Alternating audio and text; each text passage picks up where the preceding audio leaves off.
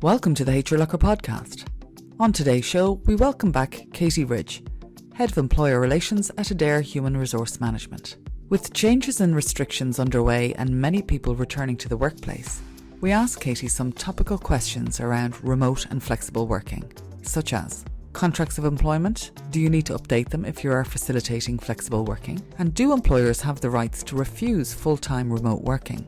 Also up today, we have seen some reports from companies talking about reducing salaries of full-time remote workers. Katie gives us the legal perspective of where employers stand. And lastly, the Great Resignation. Katie talks to us about the recent results of the barometer report and how we are currently living in an employee market. As usual, Katie brings us up to date on all the legal standpoints on these current HR questions. Don't forget, if you have any questions or topics that you would like us to cover, get in touch at marketing@hrlocker.com. We hope you enjoy the show. Today we're delighted to have Katie Ridge with us from Adare HRM. So thank you, Katie, for being with us today. Thanks for having me. So we have a number of questions that we'll be going through today, specifically around some of the legal requirements coming, I suppose, out of lockdown. So, with companies reopening offices and trying to get that balance between remote working and opening offices, and some people coming back full time to the office, some people looking at that hybrid flexible model, and really focusing on, I suppose, what are the legal requirements or implications from an employer perspective. So, Katie, I suppose one of the main things, if you're changing someone's main place of work, so say, for example, you're going to maybe a permanent remote working way of working, so they're not their place of work is no longer the office. What changes, if any, need to be made to their contract of employment? Yeah, thanks, Crystal. That's a very topical question with the movement, I suppose, that's associated just in the broadest sense around the COVID pandemic. If we take the focus of the question, which is really the terms and conditions of employment contracts, I suppose the ones that are most impacted as a consequence of the COVID-19 pandemic, they probably relate to remuneration, working hours, and the location of where the work is done. And I suppose in that regard, changes to the terms and conditions of an employee's contract, they could occur with the employee's consent. They could occur without the employee's consent, but there's a reliance on a contractual provision in the agreement between the worker and the employer organisation. And usually that is done by way of a variation clause or a mobility clause. So allowing the employer a bit of flexibility around perhaps a range of locations or the place of work changing on the back of certain events happening. And I'll speak to that in a little bit more detail in a moment. But obviously there could be a change without the employee's consent or without the variation clause. And that third one is definitely the more problematic of the three, if you like, choices, as it were, that are available to employers. So when we're talking about the terms and conditions of employment contracts, that brings in, as a matter of course, the two pieces of legislation, which is the Terms of Employment Information Acts. And then that piece of information was updated in 2018 by the Employment Miscellaneous Provisions Act. So together, both of those articulate that employers must provide staff with certain written terms and conditions no later than 2 months after they have commenced employment. So the inference is anybody who's in employment for that period of time should have had the terms and conditions of their employment provided to them. So if we talk then in terms of the simple one is where your employer asks you to relocate and you are happy to do that. Maybe it suits you geographically or whatever, then there is a consensual variation and that is fine, and it's something that is working for both parties. Mostly what happens in this space is around a variation or a mobility clause. So this is where ahead of time, the employer has this explicit term in the contract that allows them that degree of flexibility in certain maybe precise or imprecise circumstances. And I suppose where that is there, they're entitled to rely on it. And where it isn't there, it really is a unilateral change. And that's where the problems start for employers. If there was a unilateral change, if an employee really wanted to push that against that issue, they may go to the courts to have the right of the employer to do that determined. So really the optimum facility in terms of key changes to an employee's contract, which for most people are driven by, in the recent past, the pandemic, they need to look and be assured that they have this variation or mobility clause facility available to them. And if they have that, then they can rely on it. So another thing to consider is that if an employer needs to relocate or transfer an entire business or part of the business to another location, and this clearly can be an issue that can arise in a variety of circumstances, including COVID.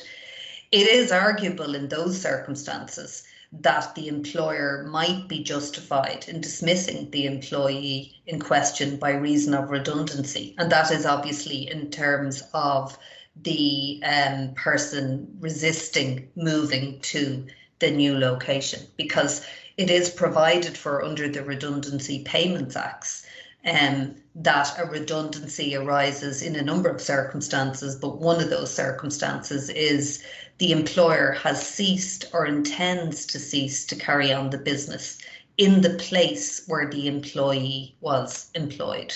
So that's something to also be mindful of.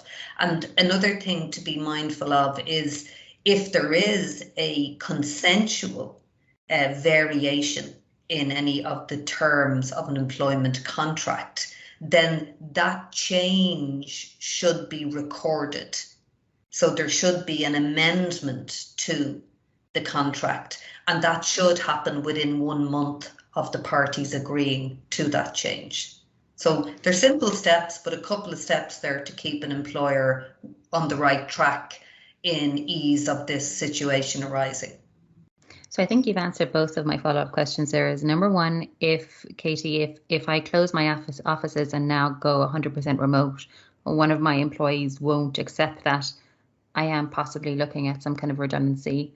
Well, there is certainly there is the prospect of that significant change fitting under one of the definitions of a genuine redundancy. Yes. Yeah. Yes, and then my next question is, so then if in regards to that contract amendment, if we are going down to the remote working, maybe a hybrid policy or whatever it is do I need to be issuing new contracts, or it's okay just to put in that amendment? I think for most employers, it's putting in the amending term. Obviously, the more consultation you can have about something as fundamental as a change of location or some of those other significant kind of bread and butter issues for people, the better, because we're also interested in sustaining morale. So rather than imposing, it's always better to have some form of consultation. But clearly, if the ultimate decision is going to be that there has to be a change in the geographical location, for example, of where somebody carries out their work, and there possibly is no other option for the business, then that term, that variation that the parties ultimately agree on and sign up to, that should be recorded in the agreement, and it can be put in by way of an amending term. So there isn't a requirement to start issuing a whole new contract for everybody. Yeah. And I think that's key, is the communication around it, isn't it? Well, it is, because I think all these things come back to the reasonableness of the matter. And, most people will recognise when the situation is laid out in front of them, They will recognise the constraints or the needs of the business. And again, the other point is that for many of the COVID-related changes, they are being predicated on the basis of this, in some instances, being a temporary arrangement. Yes. So that facility should also be used where it's appropriate for a relevant organisation. They may want to have remote working as the arrangement for a 12-month or some other time period, and that can be stipulated in the amending term. Yeah. No, that's great. Katie, my next question really is around, we've seen this, the government have been pushing this right to request remote and flexible working. And I do always like to push that request word. It's not the right to be granted it. So we've had a lot of questions, and I'm sure you guys have been asked these questions before, Katie, is as an employer, can I refuse the right to work remotely? Can I refuse the right for my employees to work remotely? From a legal standpoint, can I make them come back to the office? So I think, again, you've touched on the context of this question. So as you're aware, the National Remote Work Strategy, this sets out the roadmap for employers and employees. And there is no detail as yet. It was promised for Q3, but I think events have overtaken us in terms of other matters that have been given priority, but there still is no detail in the strategy in terms of the proposed obligations on employers to consider that type of a request and indeed to grant that type of an ask. There is currently no legislative framework in relation to this right, as you say, to request that I could work remotely. So in terms of the employer being able to refuse, because there isn't a right enshrined, they're not effectively inhibited in making that decision. So currently, in terms of employment law compliance, the employer is entitled to decide on the location of an employee's place of work. The only caveat there would be the COVID-19 protocol for employers and workers. So obviously taking into account the ever-changing public health guidelines. But in terms of the legal ramifications, the employer, until we have legislation to the contrary, in terms of employment law compliance, the organisation are entitled to determine the place of work. I think it kind of comes down to that communication, which I know we're using as an overused word at the moment. But, if somebody's requesting that remote working or flexible working, whatever it is, just to ask your employee, why or how can you feasibly do it? But then sometimes I think we kind of forget that some jobs just can't be done remotely or can't be done flexibly. And an employer at the end of the day still has to do business. Yeah, and it is each case on its own merits. There will very definitely be activities, as you say, that one couldn't feasibly deliver the service or make the product other than being on site. There are other activities which, again, clearly remote working has demonstrated can work successfully. So we're back to reasonableness in terms of for many organisations, it's working out as a hybrid arrangement whereby for example, if there is a 5-day week, that maybe 3 of the days are on a rota basis, again, depending on the staff levels and going back to the protocol. So in ease of social distancing and working to that requirement, there may be rotated presence in the office and then everybody having days whereby they can work remotely. And that might be less time in the office as a consequence of there being a bigger workforce. And so you're limited in the turnover of who can physically come in, or it may be determined until we get into a maybe more constant space with COVID, that the employer is simply deciding that the the working remotely continues, possibly with exceptions for particular activities that require people to use plant, tools or equipment on site that aren't transferable to a remote working location. But as of the today, and we obviously got updates, everybody was looking expectantly in relation to October 22nd. So as we speak today, the public health guidelines remain that workers should work from home unless it's necessary to attend in person. And so the obligation is on employers and workers indeed to follow this guidance until it changes. Yeah, and we can't see into the future, but presumably even if it changes in the next few weeks or months, there's still going to be that social distancing guideline. So you're probably still going to be looking at some kind of rostered system. Katie, one of the things that we've seen in a few of the larger American firms and some of the banks and some of the social media firms is in regards to now that people are working from home or may not be working in the big city environments. We've seen them kind of threatening to reduce people's salaries or kind of a pushback on that side of things. If you're not in New York, you don't get New York salaries if you're working from home. From a legal perspective, can you do that in Ireland? Well, I think we've two things to bear in mind here. So as we've just remarked on, the public health guidance is that people must continue to work from home where appropriate, and the only exceptions should be precisely that, exceptional circumstances.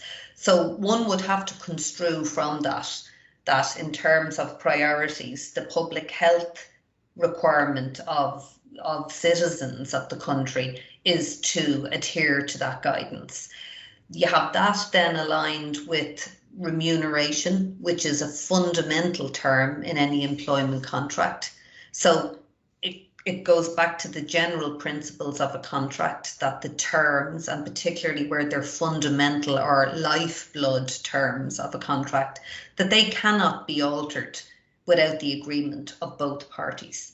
So any unilateral change, so this is where an employer would simply make the decision that they're going to reduce somebody's remuneration as a consequence of that person working from home, would be problematic in the extreme. It would also, importantly, lay the employer open to challenges in relation to the Payment of Wages Act, or it could be levelled at an employer that an employee found that they were constructively dismissed as a consequence because they in good faith took a job for X amount per annum, and with no agreement on their behalf, they then find that that figure has been unilaterally reduced. And so they could legitimately argue that they had no option but to leave their employment. And of course, that's a constructive dismissal claim, and they would seek compensation for that in the appropriate forum. So it's highly problematic, and it also impacts, because we're not just into short-term measures here, and we've learned that particularly about COVID. It's really important for employers to be focusing on the employment relationship. Something like that irreparably damages the employment relationship. So I think it's a poor move in terms of any value even being attained from it. Not advisable. Yeah, and I would say, Katie, as well, I wonder, does it leave a company open to discrimination as well? Because then you're outwardly discriminating against people who are working from home. Well, I mean, it's certainly, regardless of whether I would be able to show a particular characteristic in terms of gender, disability, or any other factor that, you know, was relevant to me as somebody who was working from home, maybe family status would be an obvious one. That would just be an additional complaint that could be levied.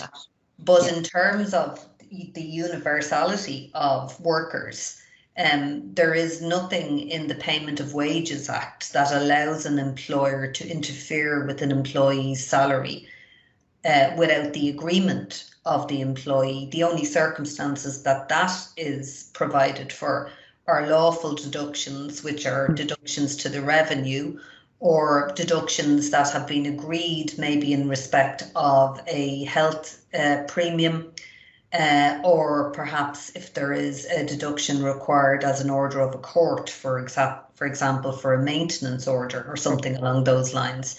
But the Act is very clear that interfering with employees' net or gross salary is not permitted other than in those explicit circumstances. So I think that on two fronts, universally, employers are going to come up against the wrong end of that Act, and they're also going to come up against the wrong end of a constructive dismissal claim.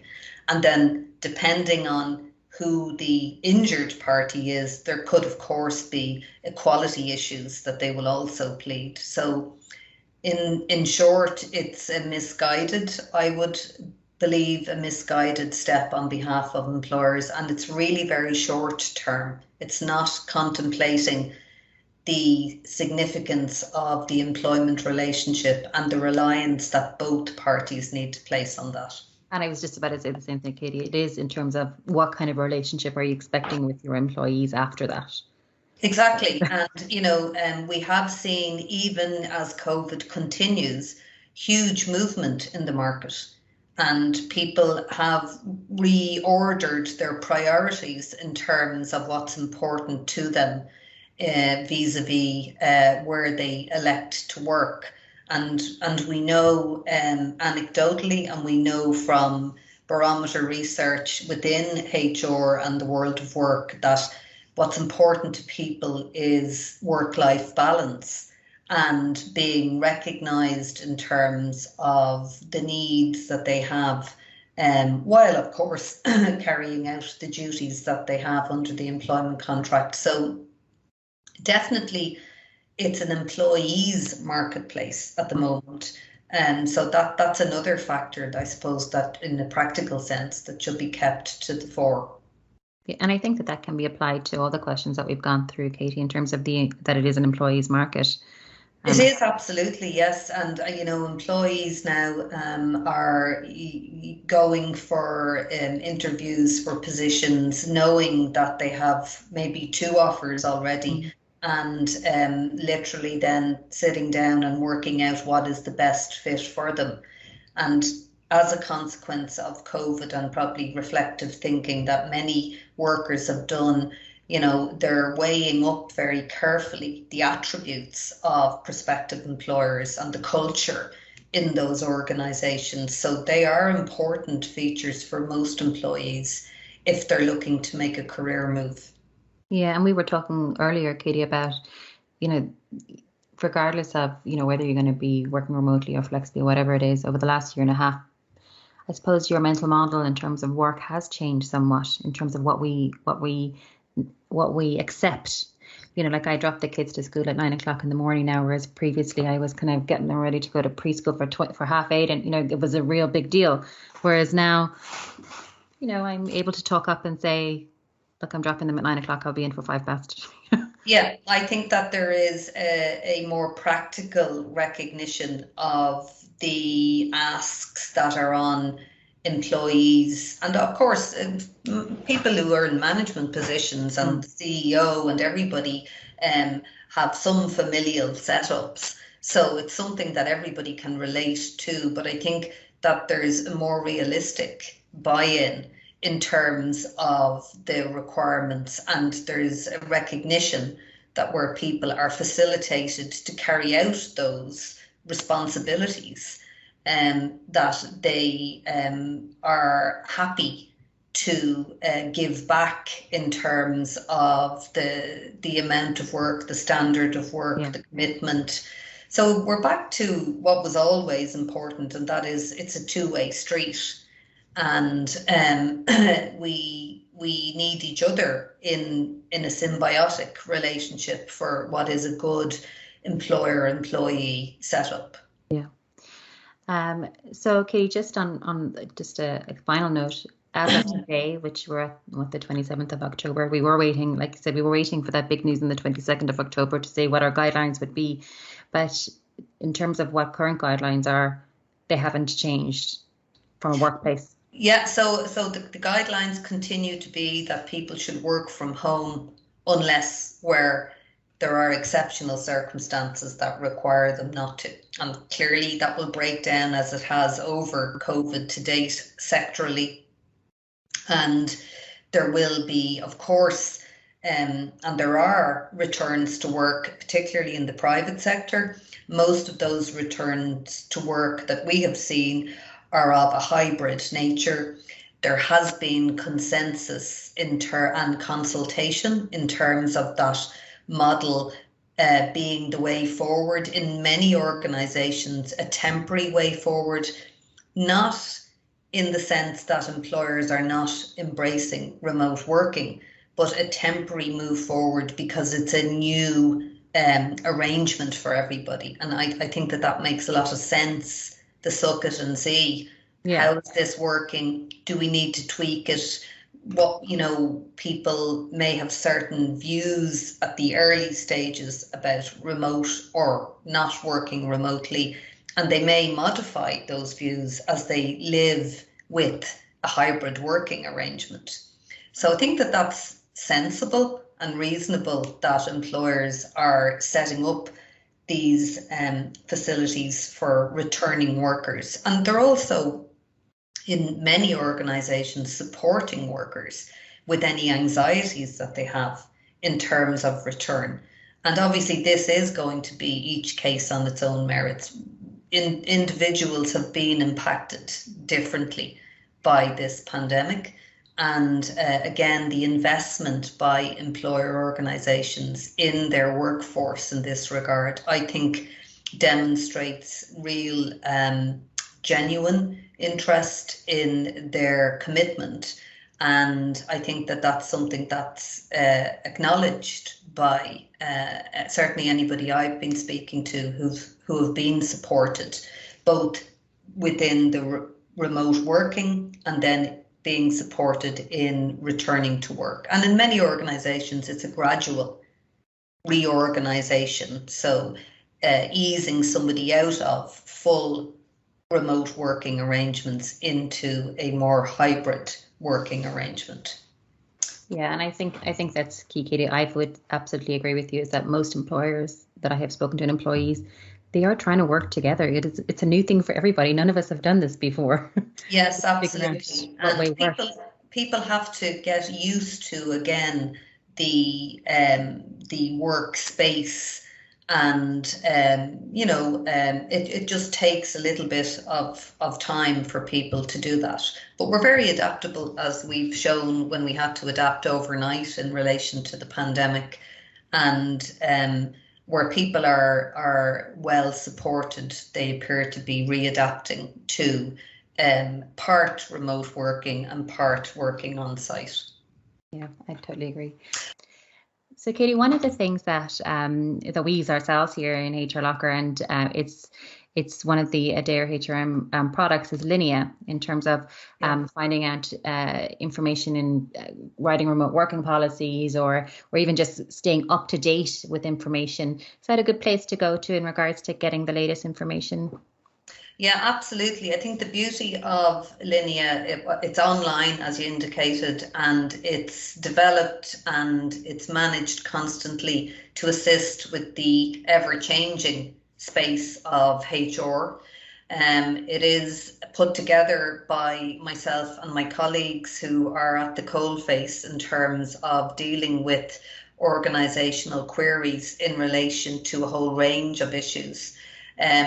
It's also got good functionality in terms of being able to drill down quite simply into the particular niche issue that it is that you want to get access to. So we, under the banner of Linea, we provide comprehensive guidance on all aspects of employment law, so legislation, codes of practice, etc. We have employment related cases there.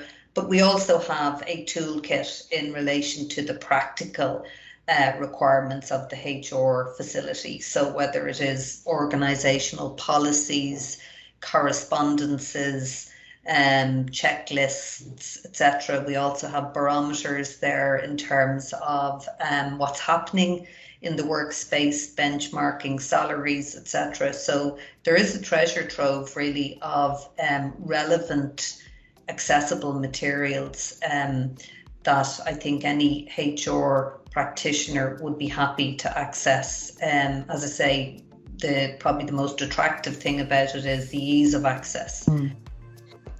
Katie, thank you so much for being with us today. What is the best way for people to get in contact with you? Yeah, well, at adarehrm.ie, or we can be reached in our main office on 01 561 3594. Perfect. And we'll have all those contact details along with this podcast. So thanks again, Katie. Lovely to speak with you, Crystal. You too. Take care. Thanks for listening. Check us out at HRLocker.com. The show was hosted by Christelle Rinn and produced by Jenny Martin. Subscribe to catch the latest episodes on iTunes, Stitcher, Spotify, or wherever you like to get your podcasts. If you'd like to feature, get in touch by emailing us at marketing@HRLocker.com. You can also follow HRLocker on Twitter, Facebook, and LinkedIn.